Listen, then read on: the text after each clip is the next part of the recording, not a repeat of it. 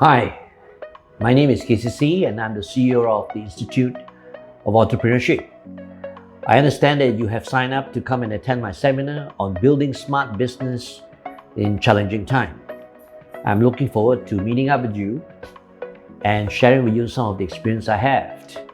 Now, I have been in business for 35 years now, and over the years, I have developed a template which consists of 6 particular sections on how one can build smarter business. So what I'm going to do is I'm going to share with you 6 strategies on how you can be better prepared for challenging times.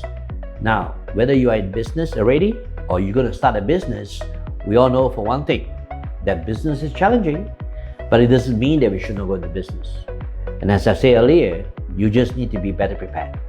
So what I want to do is to urge you to make sure you don't miss this session.